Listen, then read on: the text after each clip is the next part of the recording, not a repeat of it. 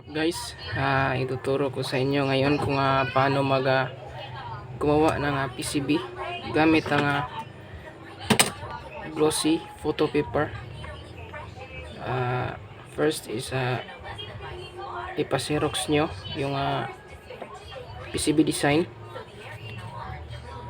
Doon sa xerox machine, sabihan nyo lang ng toner po ba yung gamit nila na ink or powder.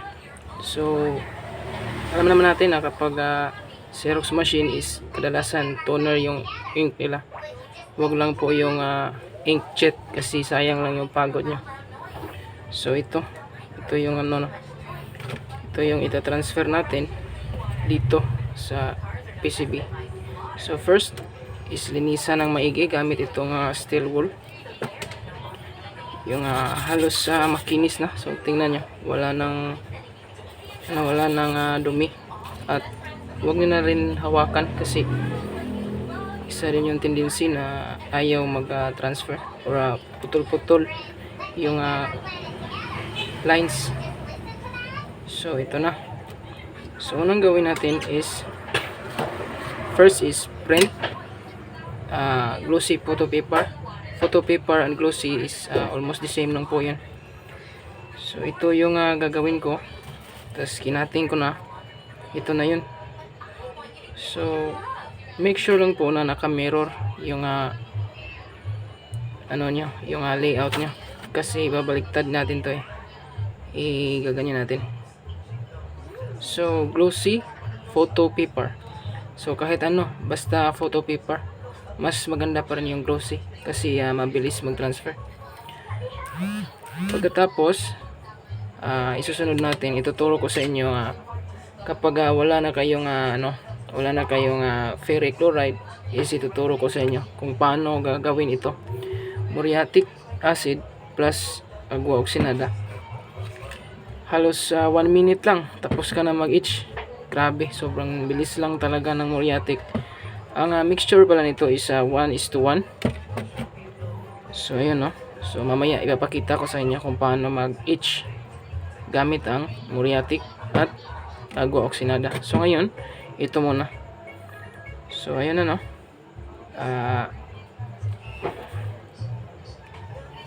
ilalapat lang natin siya dyan. Tapos gamitan kung may heat press kayo, mas maganda. Sa akin wala akong heat press, so plansa is good na. So ang gagawin natin is kailangan malinis gamit itong steel wool. Pagkatapos finish nyo ng Scotch-Brite para para linis talaga, walang dumi. So ang gagawin nyo is yung mawala lang talaga yung dumi, yung dirty ng PCB, kasi tendency na hindi didikit yung toner doon sa mismo PCB. So ayun, so papakita ko sa inyo, stay tuned lang po. Pause ko muna, tapos continue tayo doon sa pagplansya na. Sige, stay tuned.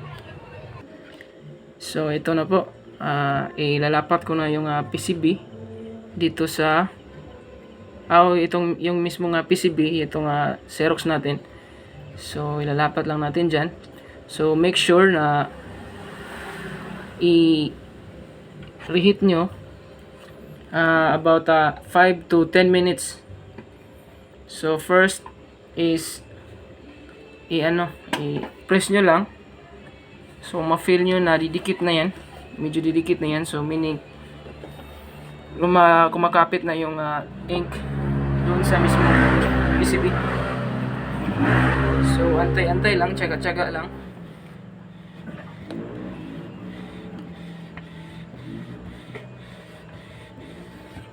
So ipo-pause ko lang po ito hanggang sa magiging magiging finish na po yung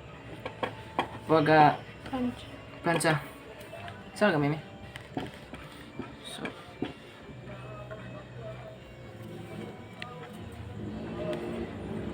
So ayan po, tsaga-tsaga lang po.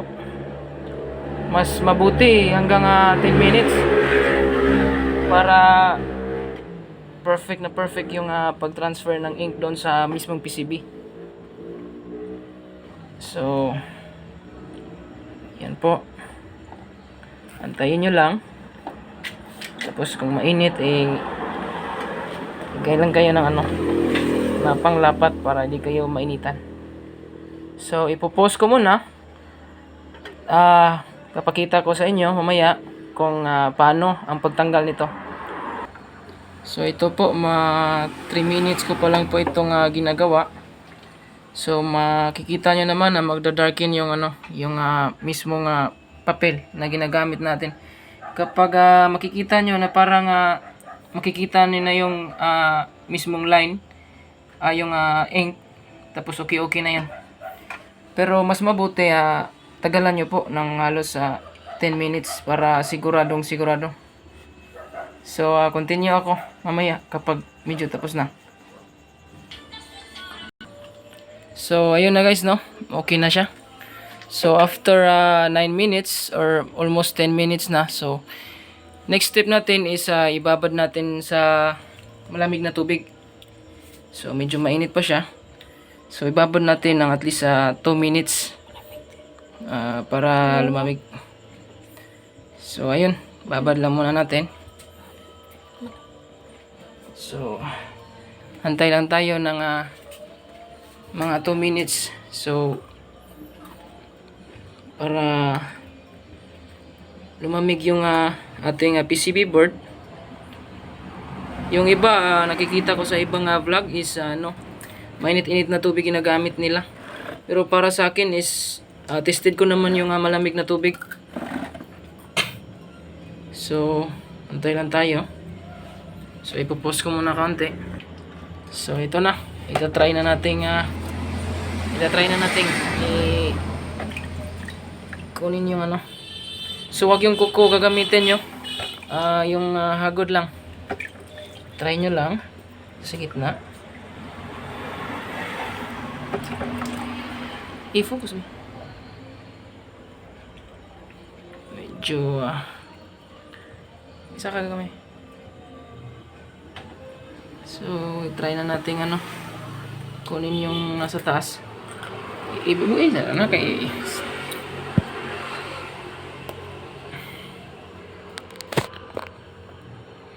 sige lang. So ito na. Pasensya na, finifix lang namin yung So yun na, nakikita na natin yung dahan-dahan lang talaga. Try natin baka pag may may damage, gamitan nyo na lang ng pentel pin. I-cover nyo na lang. Hindi kasi maiwasan talaga yan sa ganitong sitwasyon. So ayun, medyo maganda naman. Tingnan lang natin yung iba. Baka dahan-dahan lang talaga. Focus me. Yung camera namin is pasensya na po. Hanggat kaya ituturo ko sa inyo yung best way kung paano ito gagawin. So ito na, nagta-transfer na siya. Dahan-dahan lang talaga. Basahin nyo lang. Tapos hindi naman madaling kapag tatapos nyo na ito, hindi naman madaling matanggal yung ink nya. Kasi parang naluluto siya eh. Kaya kahit ferric chloride yung gagamitin nyo, kahit use na, matagal-tagal nyo nang ma-itch yung PCB nyo, okay lang kasi hindi naman natatanggal. Hindi kagaya ng drawing nyo lang, natatanggal sa katagalan yung mag-itch, lalo na kapag luma na yung ferric chloride gagamitin nyo. So ito is parang luto talaga siya. Di talaga maiwasan na parang may damage ito. I-cover nyo na lang ng marker.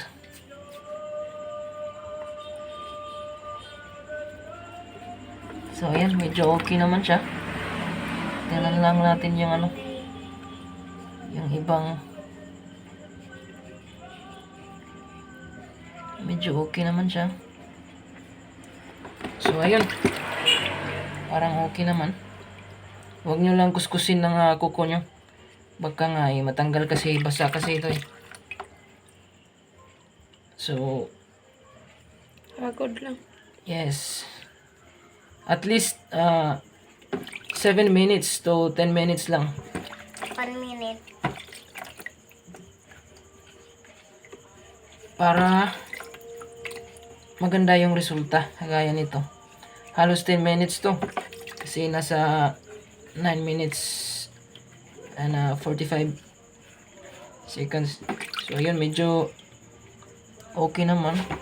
Kaso yung pagpiprint ko is hindi naman talaga na block nila ng maigi yung ink eh, kasi kakahanap ko ng mo piprint ng photo paper gamit yung toner. So sabihan nyo lang na toner ba yung ginagamit yung ink sa Xerox machine nyo. Huwag lang yung inkjet kasi sayang lang yung pagod nyo. Ayaw talaga mag-transfer kapag ink. So ayun, may kaunti dito. Pero okay na yan. At least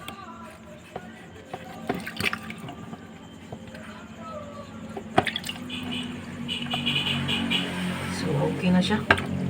So next step natin dito is mag-i-etch na tayo gamit yung muriatic acid at agua oxinada.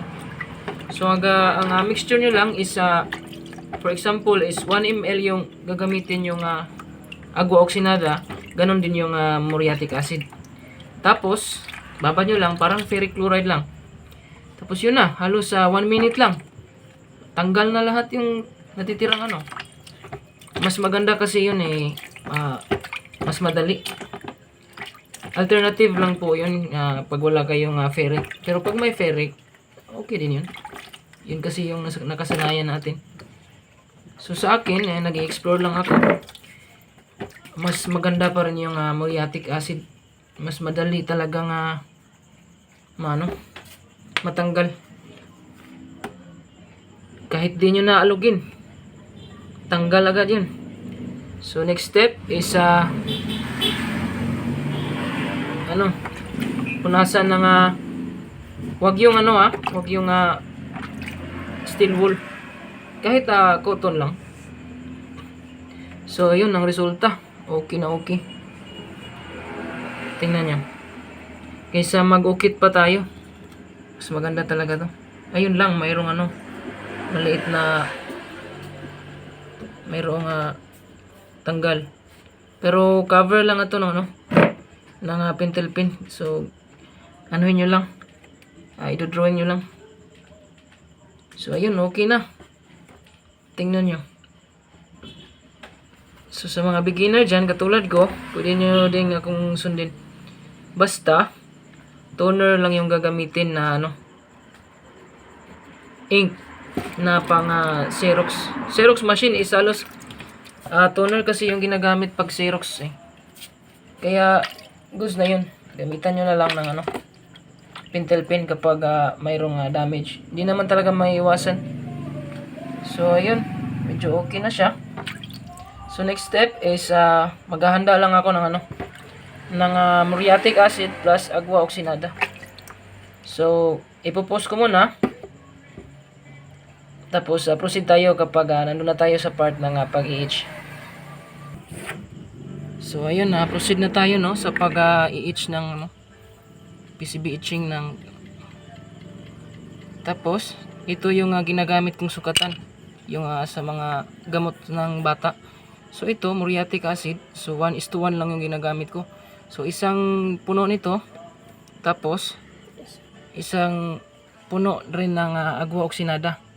So ang ginagamit ko is kanina ginamit ko lang. So pangalawang gamitan na to. So try lang ko lang kung gagana pa ba siya. So ito na, bababad ko na siya. I-focus mo. Focus.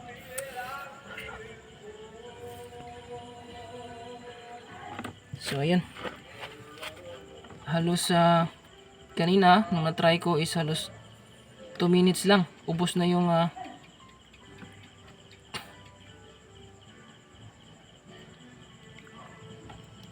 wait lang. Kunin ko muna yung yung tweezer. Saan lang?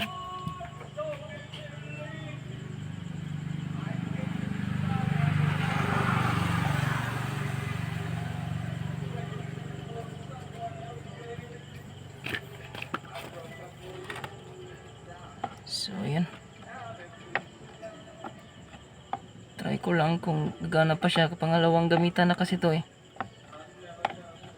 Baka tatagal din to ng lagpas lagpas 2 minutes siguro. Kasi pangalawang gamitan mo to, sayang din kasing itapon eh. Medyo pricey din yung ganitong gawa.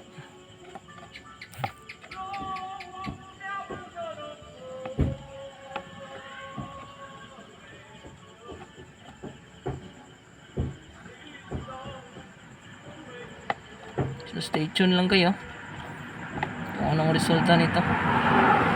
Kasi pangalawang gamitan ko na to eh, baka matagal na to. Second try ko pa lang kasi ng agwa oxinada at agwa oxinada at muriatic acid.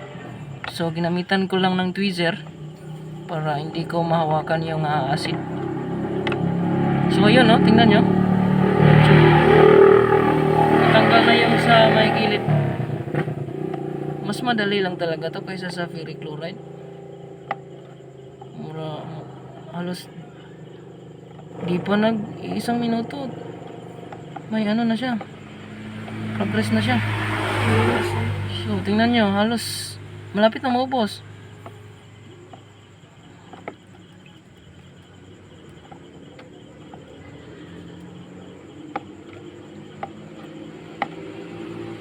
Talagang halos 2 minutes lang mukhang ubos na to. Pangalawang gamitan na nga ito eh. 3 minutes. 3 minutes na ba? Kasi kanina pag try ko halos 2 minutes lang. Ayun, malapit na. Pag wala kayong ferric chloride, so kung may muriatic acid kayo, okay na to. Alternative way. Ayun, tapos na. Make sure lang na walang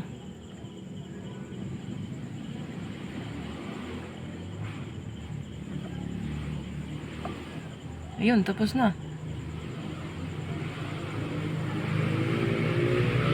Tapos na. So, ito na yung finished product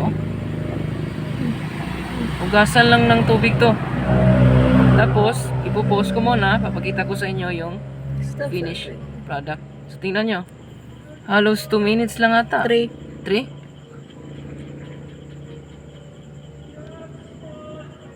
So, ayun. Ipapakita ko sa inyo. Tapos,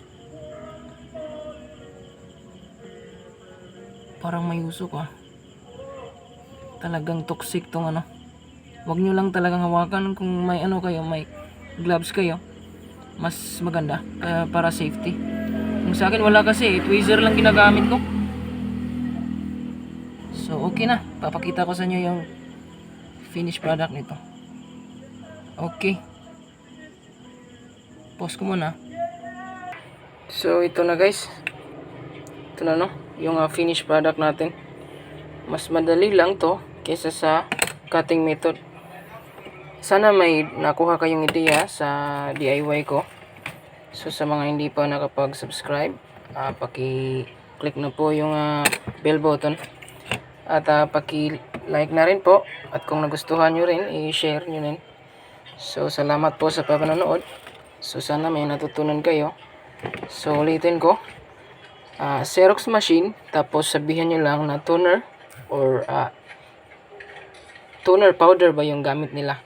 So kadalasan is kapag Xerox machine is toner yon. Wag lang yung ink. Kapag yung inkjet ginagamit nyo sa pagprint, kahit na photo paper, sayang lang yung pagod nyo. Wala talaga yan. Ayaw talagang mag-transfer niyan. So ito na. Ito na yung best natin na gawin sa ating DIY project. Sa mga mahilig dyan, magagawa ng circuit.